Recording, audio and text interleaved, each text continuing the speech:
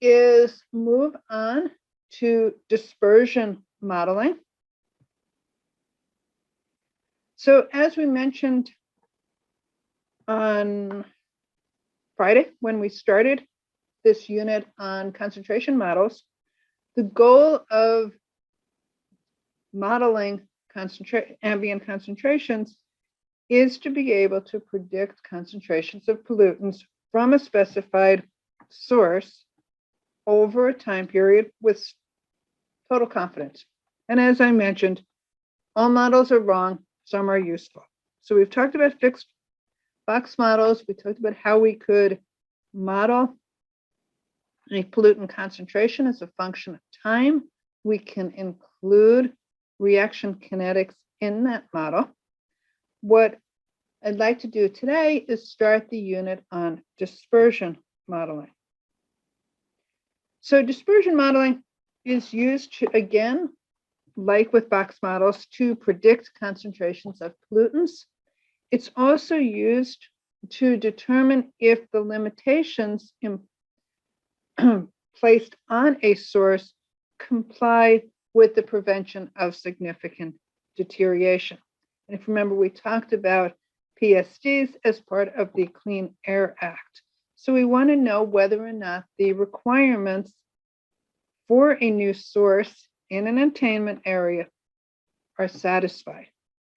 We can also use these to determine the effectiveness of new source performance standards. So again, we're looking at the Clean Air Act. What we want to know is if we build something, manufacturing plant, new power plant, what happens to the air quality? So we can model concentrations downwind, and what we'll use is a normal or Gaussian distribution curve. And we'll talk a little bit more about that. Now, these have been developed for point sources. They can be modified for line sources, and we'll look at that probably on Friday or Monday of next week. So what I first want to do is just play a video so that we can look at what do we mean when we're talking about these Gaussian or normal distributions. This is a Gaussian board because the first person to make one of these and name it after themselves was called Galton. And what you do is you take a ball, you drop it into the top, and it bounces off all these nails before eventually going into one of these categories.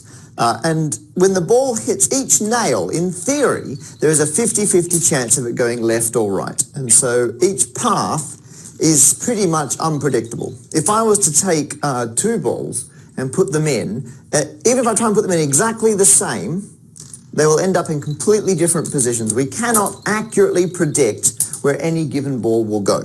However, we can make a few statements. We can say that a ball is more likely to end up in the middle than the edge, because these center categories, there are lots of different paths that end up here. There are only a few paths that end up on the edge.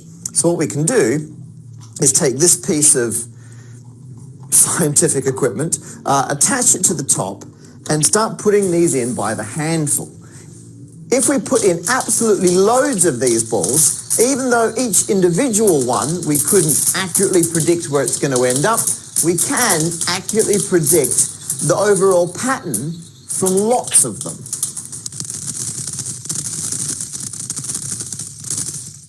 Right, and that pattern we end up with is called the normal distribution. In fact, we've got a few too many in the middle there.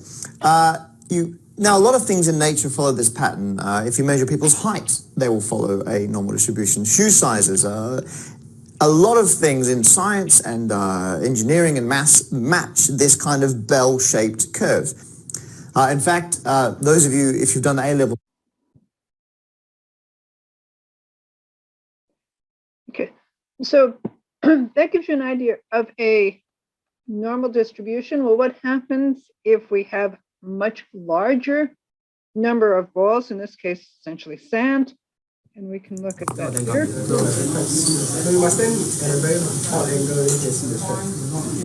And you can see this even resembles a normal or Gaussian distribution more closely.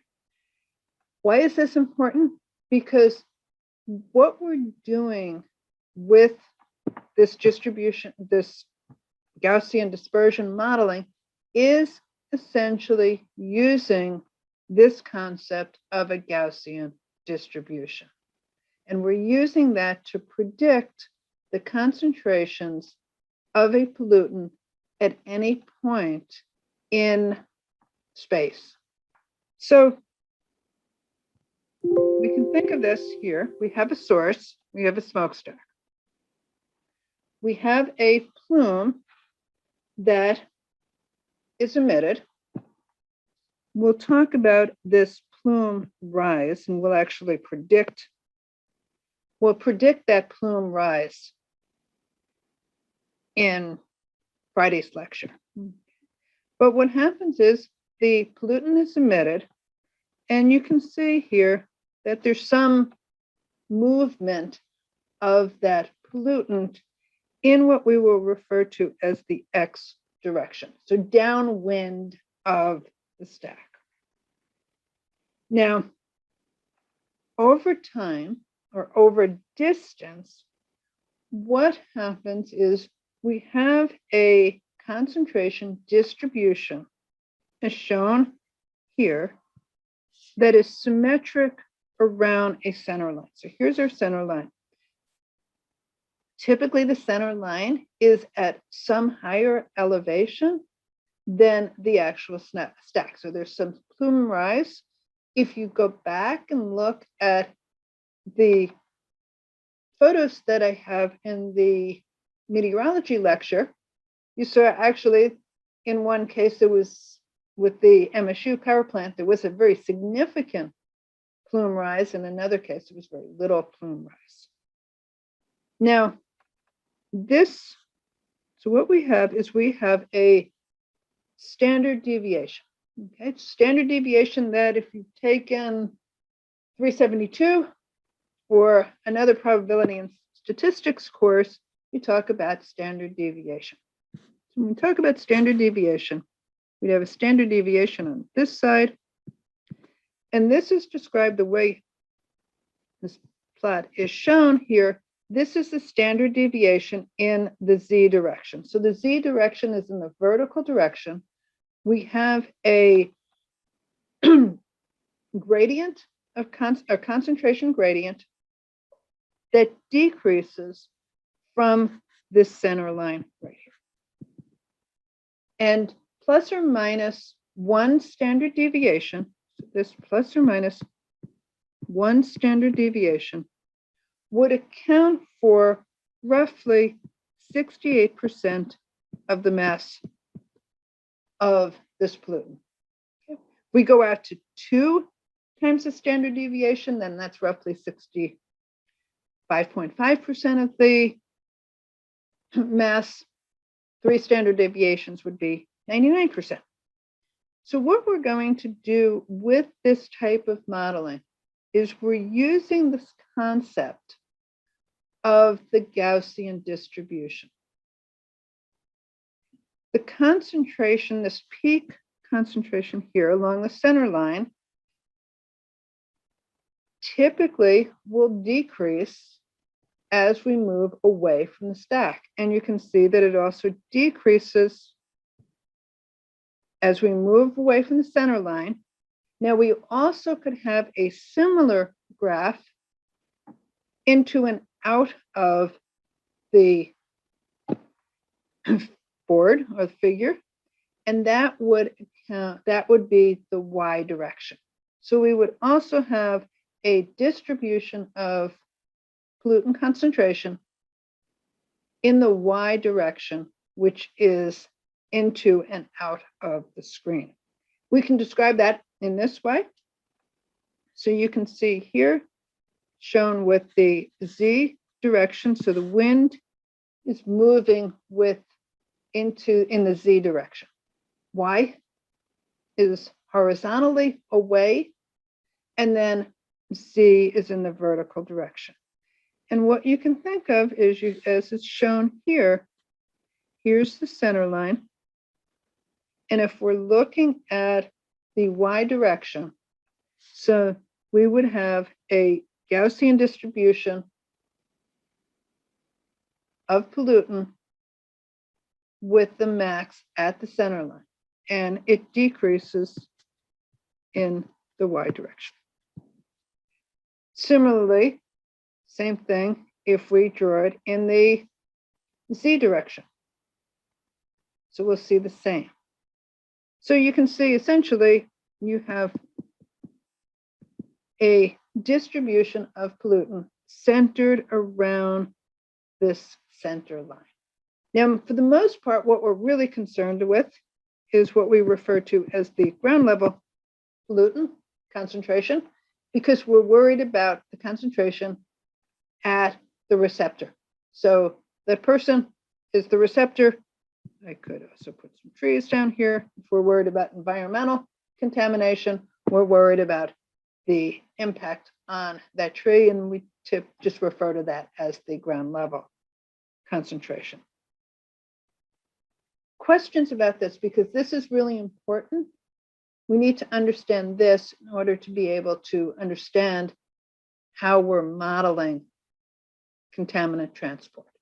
There are a number of assumptions in this dispersion model. One is that the rate of emissions from the source is constant with time. So over the time course that we're modeling, that rate is constant. We will also assume that the wind speed is constant with time. We'll use the wind speed actually at what we refer to as the effective height. And then that is what we'll use to model the pollutant transport.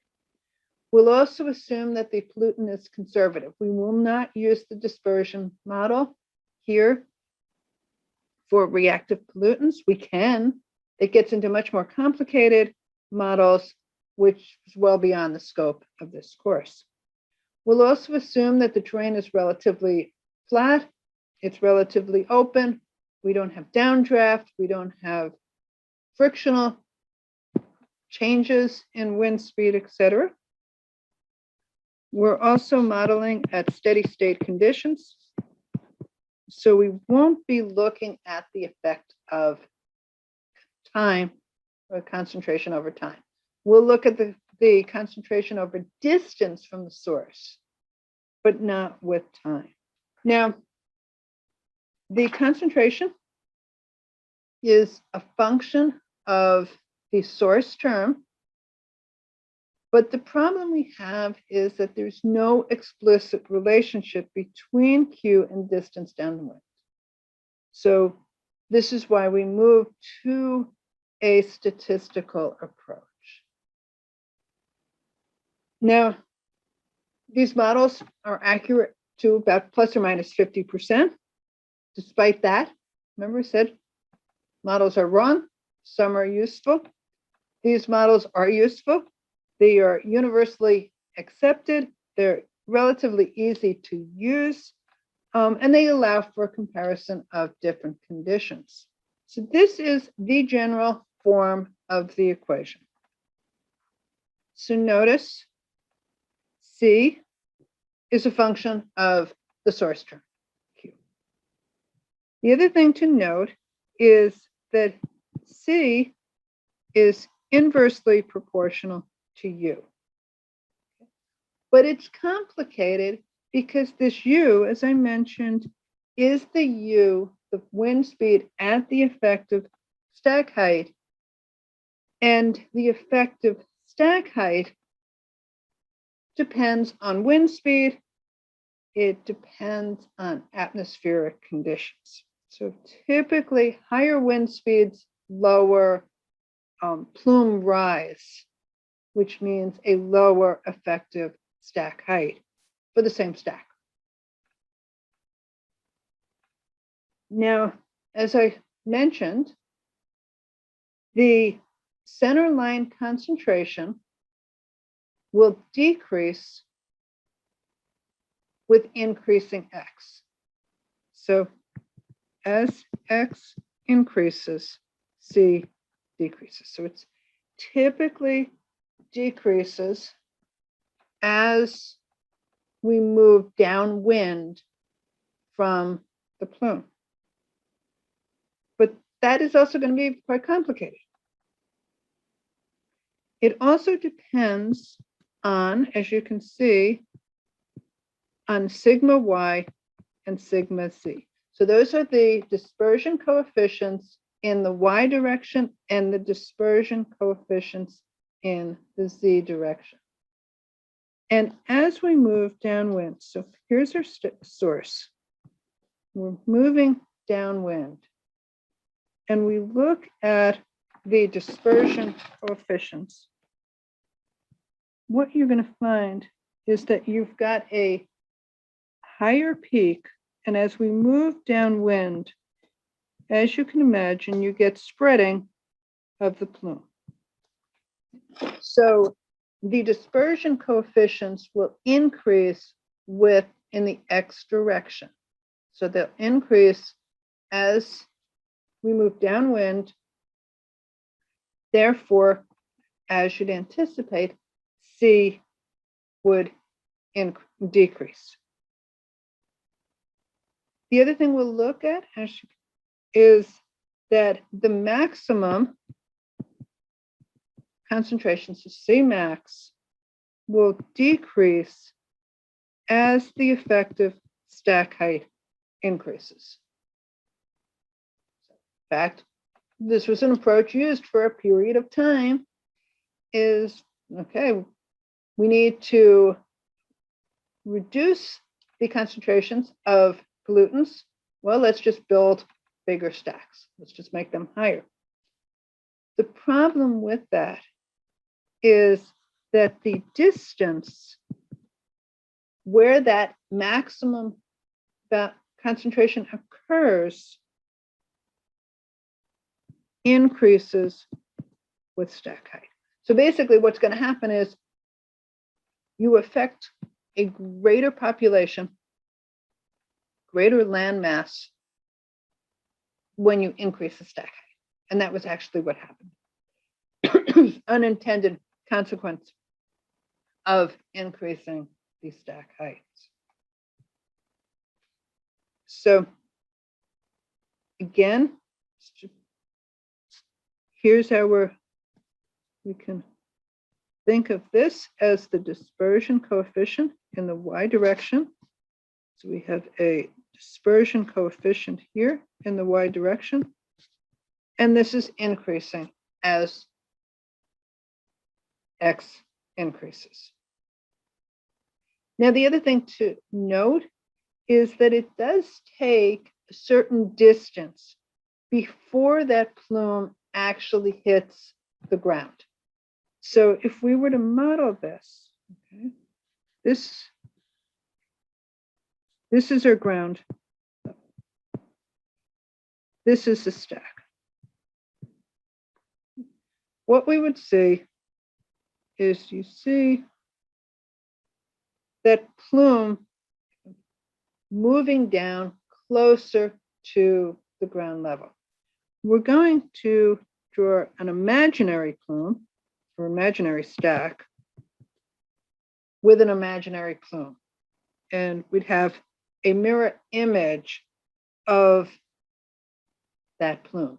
Now, once this hits ground level here, sorry about that. Once that hits ground level, what happens to the plume? It can't go anywhere. It can only stay to the ground level. The theory of this is what we have as a reflection. So we have this area here where that plume is reflected back. And that's important because here, notice we have a 2 in the denominator. Here, when we're looking at that ground level pollutant concentration, there's no 2. The reason there's no 2 is because of that reflection. So I'm not going to derive the equations, but basically when you go through this process of deriving these equations and you have that reflection as that pollutant hits the ground level, you've doubled the concentration. So therefore that 2 is no longer in the equation. So what do we have here? We have an equation for z equals 0. So notice, we look back here, we had z terms. Those terms are 0. And we end up with this equation here, where the concentration again is a function of the wind speed at the effective stack height, our source term, the dispersion coefficients, and the effective stack height, and the distance we are from the center line. So this y here equals the distance from the center line, and it says it below. But so here, this is our center line, and we're looking at the plume. So this is center line. So we have a distribution here. We're looking at the concentration at some distance from the center line. And you can see the closer we are to the center line, the higher the concentration. If we are at ground level and at the center line, then y is equal to 0, and the equation simplifies even further. Still, we're looking at the influence of these dispersion coefficients. Now, we use the same equation in meteorology, and we will continue to use it here. The problem we have here is that we don't know the effective stack height a priori. We know the stack height, but we don't necessarily, or we don't know the plume rise.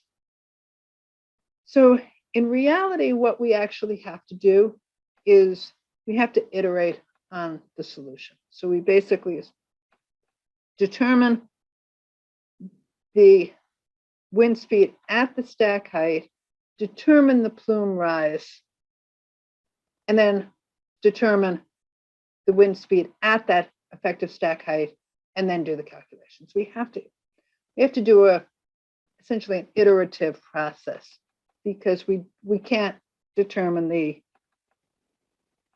effective stack height a priori.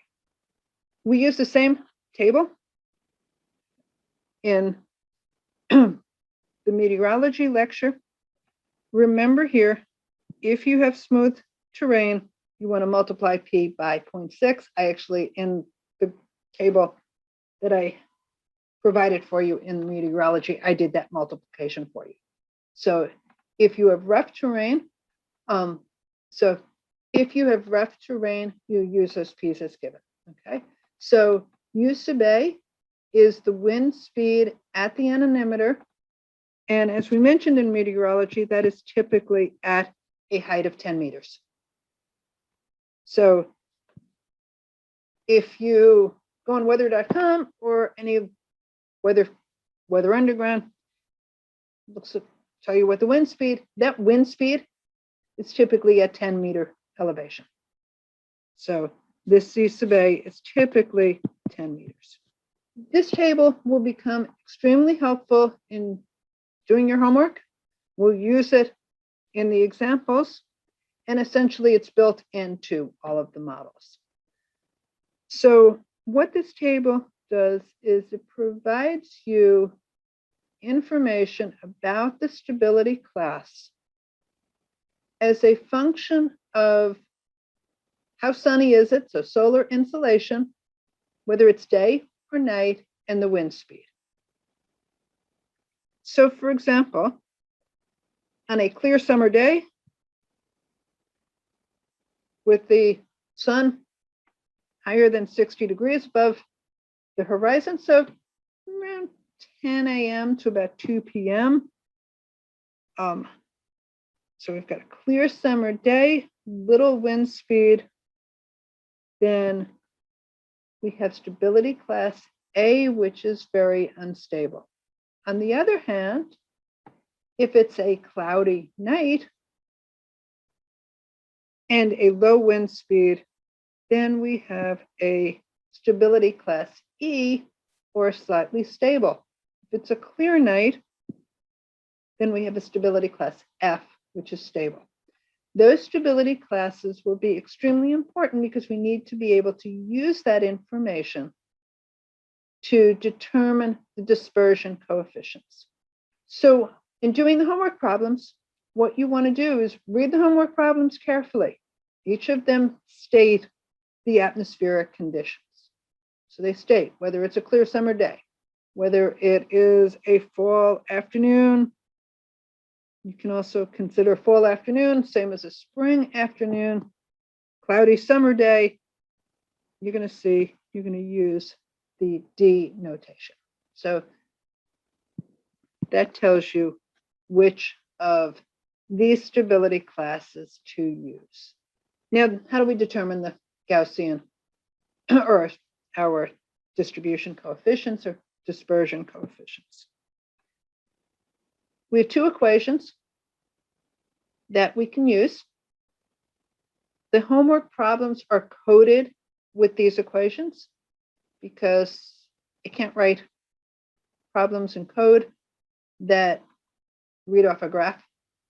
So the homework problems actually are coded using these equations. So we have an equation for the dispersion coefficient in the y direction and the dispersion coefficient in the z direction. And these values for A, C, D, and F all vary with stability class. We can also use graphs. So we can look here. So I'm going to switch to the highlighter. So let's look here. Actually, let me just go back to this equation. Note here, the X value is in kilometers. The dispersion coefficients are in meters. So your X is in kilometers, your dispersion coefficients are in meters. Now the graphs are actually all in meters. So for instance, let's look at this situation here. So let's take a situation where we're a kilometer, 1,000 meters from the source. From this graph, we'll read across here. And what that tells us here is that at 1,000 meters and a stability class of F, my dispersion coefficient in the y direction is roughly about 38 meters. So notice this is a log. Same distance. I look at a stability class A. So unstable. And notice the dispersion coefficient is roughly 200. So let's just switch back to the pen. So we're talking about 38 roughly here and about 200 here.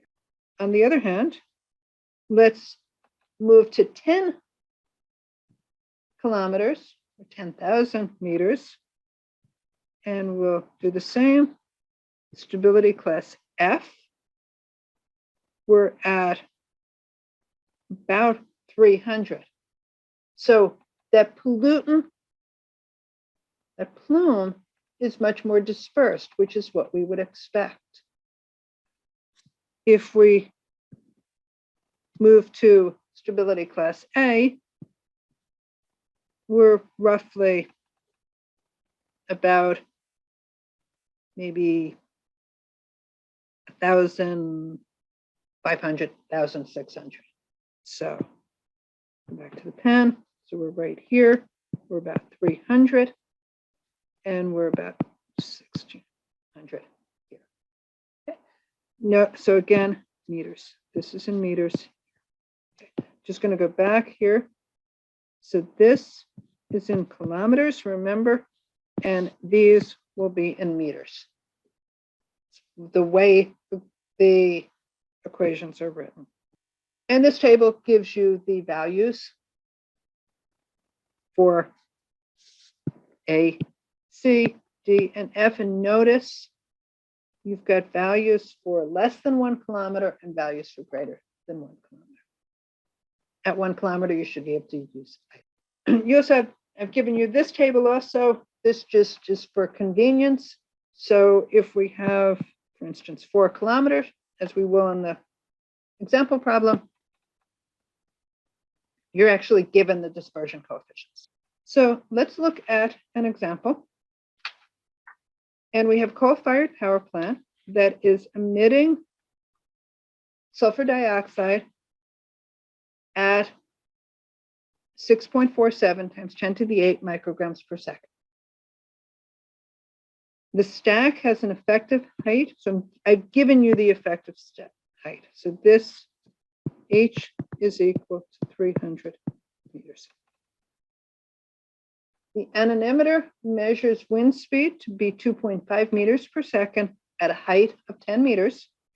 And you're asked to predict the ground level concentration 4 kilometers downwind along the plume center line on a cloudy summer day. So you're given that cloudy summer day. So we're told it is a cloudy summer day. So what we want to do, let's look here. We have a cloudy summer day. So that is slight. Okay, so in terms of solar insolation, that is considered slight. Our wind speed at 10 meters above ground level is 2.5 meters per second. So that's U sub A. So that gives us a stability class of C. That's what we need from here. So what we've determined from this table is that we have a stability class of C. So that tells us here that the value we'll use for P is 0.2. So we have U sub H is equal to U sub A, H over C sub A to the P value. So this is 2.5 meters per second. The effective stack height is 300 meters. We'll divide by 10 meters, that to the 0.2 power, and that is 4.9. We then use this, and we can use this table because we happen to have a convenient value.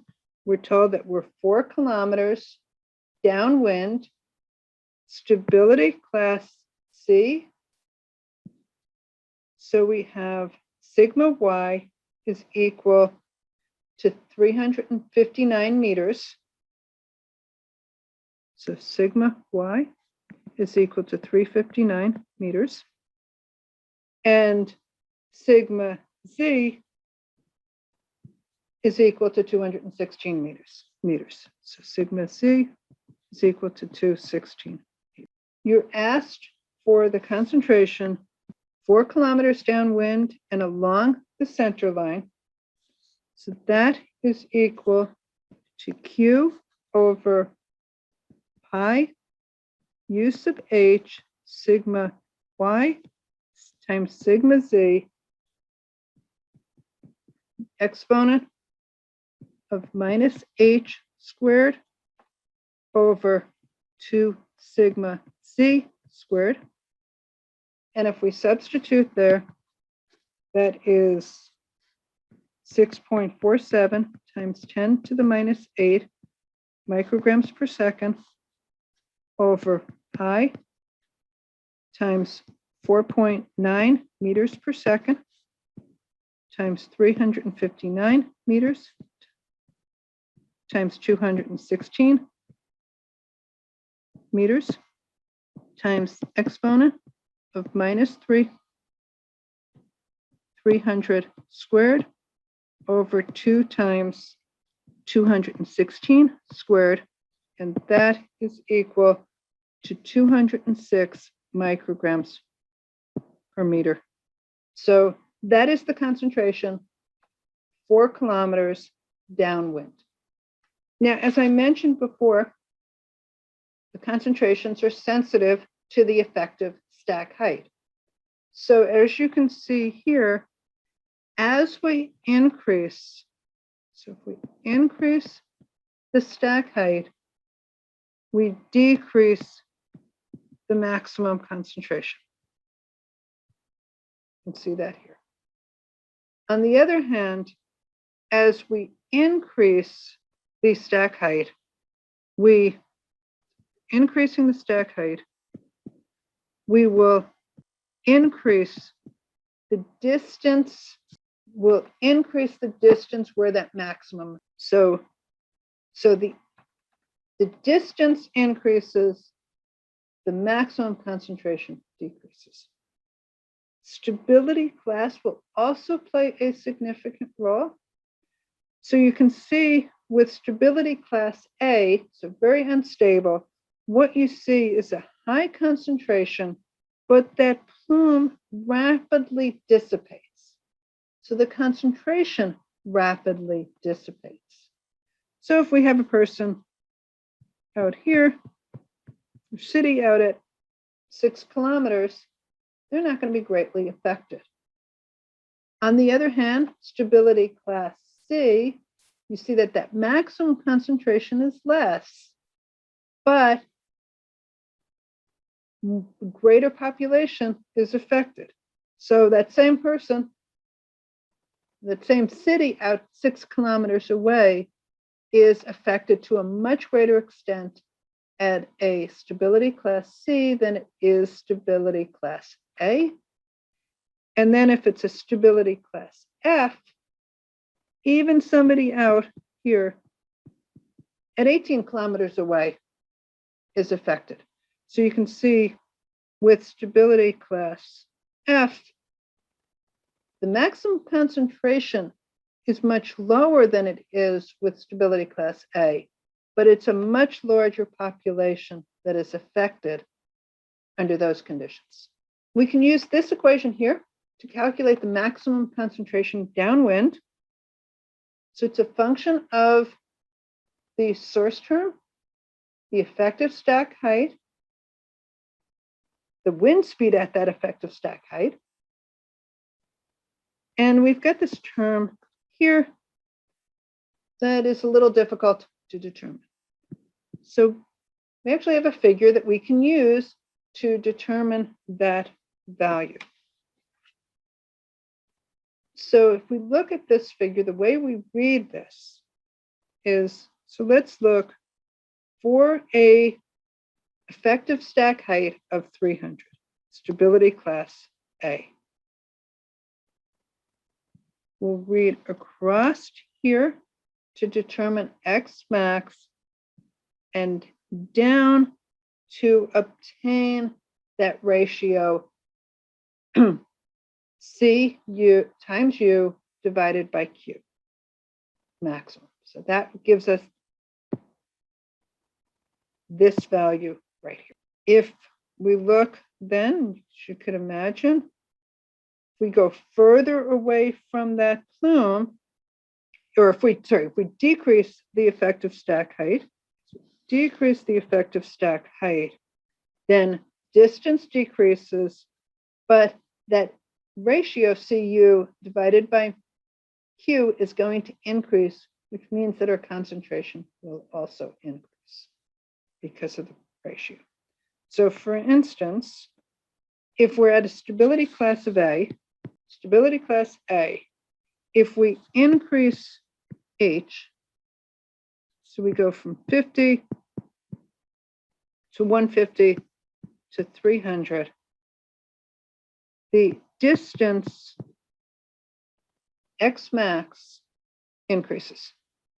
If we do the same thing at stability class F,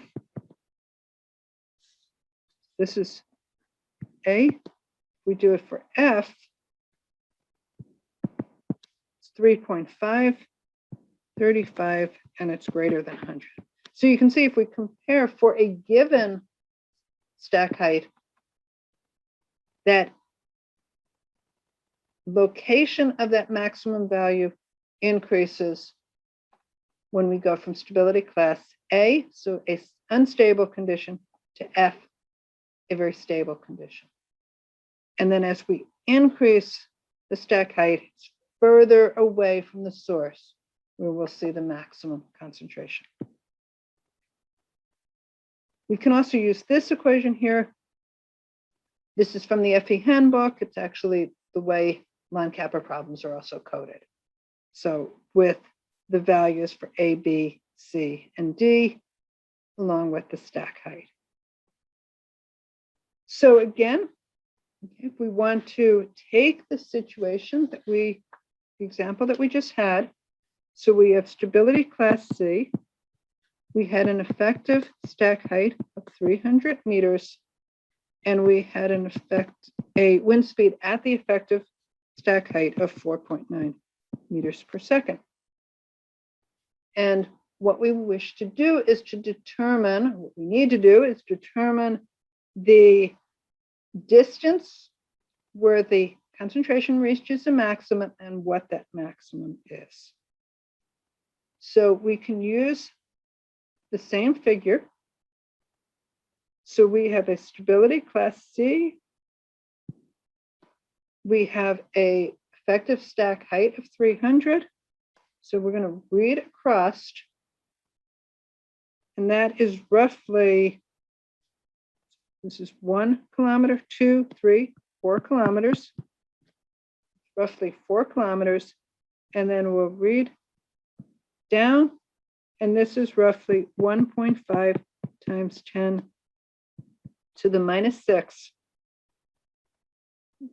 We can also use that equation that I just gave you, and if you use that equation from the previous slide, then the value for C, U, Q max is equal to 1.58 times 10 to the minus 6.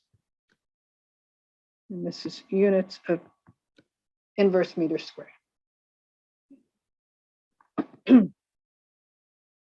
So in order to determine C max, I'm just going to write it on the top.